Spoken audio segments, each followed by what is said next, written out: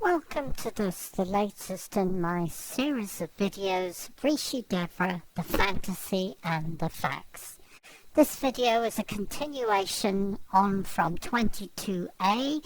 We have lots of slides to get through, so if you want to review the detail on the screen, please pause the video. Here, the occult thief asserts that she has continued to work with Corin Coffin's family to clear the distortions of the past. Devra Patton West's life is one huge distortion. This is the lunatic who beat the crap out of a female doctor while allegedly extorting $1.3 million from her. This is the lunatic who ripped part of the ear off a female student who questioned her during a spiritual session. This is the lunatic that ripped part of the scalp off an employee in 2000. Here the master manipulator talks about the family bloodline and how it can be cleared of karma and the past cleared and balanced. Why is Devra Patton West even talking about karma? She's the subject of 2 arrest warrants, one for felony theft, one for criminal check fraud. She's the subject of a conviction for assault. She's committed numerous acts of violence against female students and employees, and has robbed, thieved, and extorted away through countless employees and students over the last 30 years. So why is this lunatic talking about karma? Here Miss West shows her true colours by mentioning the word gold 6 times in one small paragraph. West then refers to Corin Coffin's father and his life in the Amazon, vowing to return to the city of gold, etc., etc. Remember, this is the gentle approach that's being used, the manipulation, not the direct approach as used with Dr. Cole, beating the crap out of her, holding a loaded gun to her head and threatening to blow her brains out. But even though it is the subtle, slow, gentle approach, it's not that subtle, really, is it?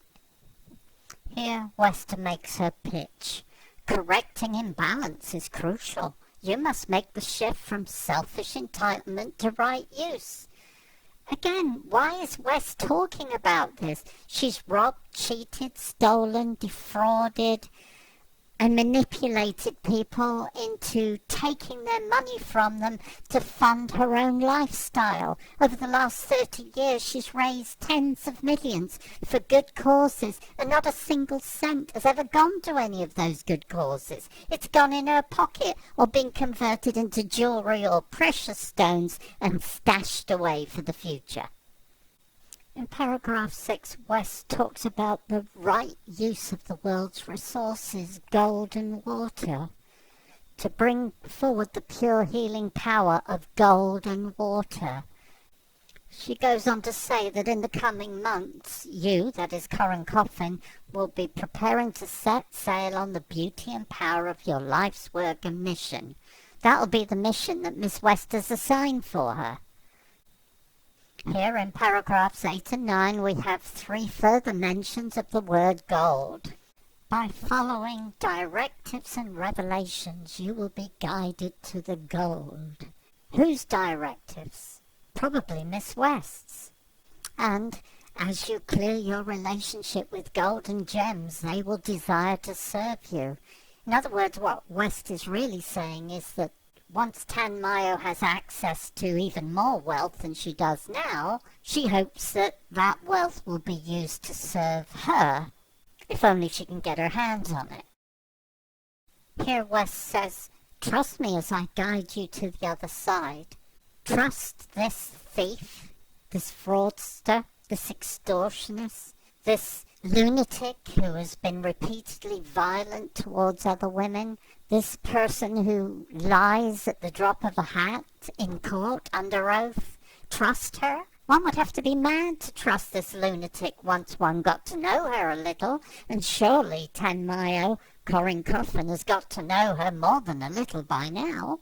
And my favourite is West's reference to the astral quagmire. That's where West exists, in the astral quagmire.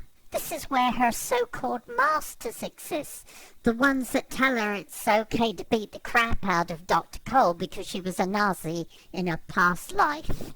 No mention of the fact that West's real motive for beating the crap out of Dr. Cole was to extort $1.3 million from her so that West herself could pay the courts in Montana the $2 million she owed them in court fines and interest. Miss West doesn't get guidance from the Christ. Miss West is an occult thief who, after attending the Robert Jaffe School for Energy Mastery in 1990-1991, did what any other mentally disturbed human being would do upon acquiring the occult knowledge, which is to use it against other human beings, to line her own nest at the expense of everybody else she comes into contact with. And here in paragraph 13, West finally comes to the point being money. Your inner light, Tanmayo, is calling loudly to be released from the bog of past resistance, fear of letting go of money, of truly giving it to God. But God doesn't need any money, but Miss West does, and lots of it. Lots of it. And here in paragraph 14 and 15, West asserts, I have been asked to do a channeling for you. Who asked her to do a channeling for Corin Coffin? Well, of course, West did. She goes on to say that a blazing white light that extends before my every step. So those who beat the crap out of other human beings, rob, cheat, thieve, steal from them, have blazing light around their every step? I don't think so. But West, as a demon-possessed, third-dimensional, negatively orientated entity going about her unlawful business, is going to say that, isn't she? Claim your inner gold, and your outer gold will flow. Let us live the liberated life. Let that be your goal. Let me read that again. Let us, that is Miss West and Corin Coffin, presumably, live the liberated life. Let that be your goal. So Corin Coffin's goal is to assist Miss West in leading the liberated life. West goes on to state in paragraph 17, my mastery is quickly coming on strong. Her mastery of the dark side did come on strong. Let me just see. 2 arrest warrants quickly followed this letter, one for felony theft, one for criminal check fraud, an assault conviction on Dr. Cole. She lost in court after defrauding John Watson, multiple other lawsuits for fraud-related matters. She became the subject of a sheriff's sale to force her to pay her Montana creditors $2 million in court judgments and interest, and there were various violent physical assaults against other women in her cult. So if that is mastery, then it's definitely mastery on the dark side. And in paragraph 18, West states, as you anchor the energetic truth of the next level, then all the practical matters of contracts, what you commit to bring to the table of partnership, working from a managed budget, etc., can rapidly follow. Is this contracts to West? Is this the money that Corin Coffin is going to bring to the table in partnership with West? The problem is that West doesn't have partners. She has victims. Here is classic West. I know we all took the same oaths as sovereign souls. In other words, this is something that somebody promised to do in a previous lifetime with her, and now she's holding it against them in this lifetime. Of course, it's all bullshit, but it's all part of the manipulation that West brings to the table when dealing with wealthy heiresses. that aren't physically trapped inside her cult that she can't beat the crap out of when intimidating them to empty their bank accounts into hers. More classic bullshit from West, more manipulation, as she states. You become a trusted disciple when you no longer give your power away to the rhetoric of the ego, when you no longer negotiate, shuffle, drag heels, and rationalize, but rather act with certainty from Christ's directives. Can I have a look at the memo that Christ sent with these directives in them? I don't think it exists. The rhetoric must have worked. The manipulation must have worked, because Miss West ended up getting $743,194 from Tan Mayo as seed funding for her latest greatest project, which like all the others amounted to absolutely nothing, because most of the money disappeared into her pocket to fund her personal lifestyle costs. So here is the master thief, the master liar, the master manipulator, performing a miracle on Corinne Coffin as she extracts hundreds of thousands of dollars from her without beating the crap out of her, without holding a loaded gun to her head, which just goes to show what a versatile con artist Devra Patton West really is. But not everybody feels that way. On the screen now is an excerpt from an email that Rebecca West sent the whistleblower in March 2007, wherein she states that Tan Mayo, Corinne Coffin's son, had contacted the finance controller, Jeffrey Reynolds, demanding that the money his mother had contributed to West be returned.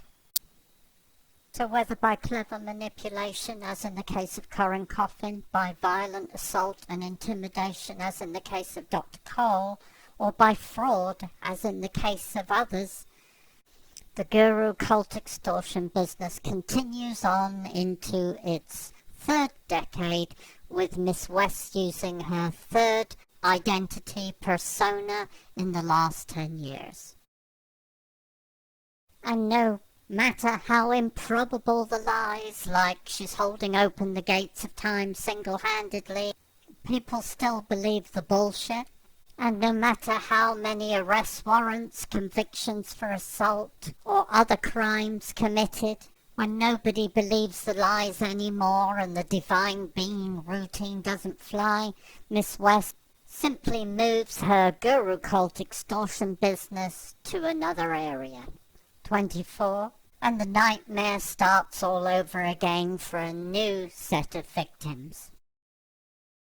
And here on the screen now is Miss West's abode of the masters.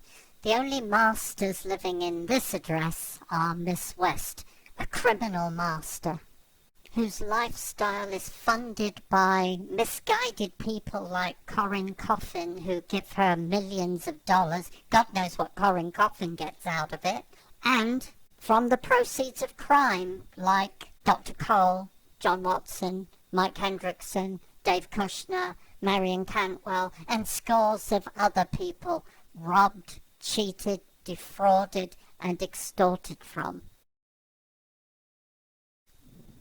So here we are, back to Miss West's meet-up on Friday, November 27th, where she's trying to attract new victims. Of course, if you try to remind Miss West of her criminal past, she'll say, oh no, it's the truthers that are the problem. And while Corinne Coffin may be misguided, idiots like Jeff Reynolds are not. Thank you for watching my YouTube video, and please help me make it go viral.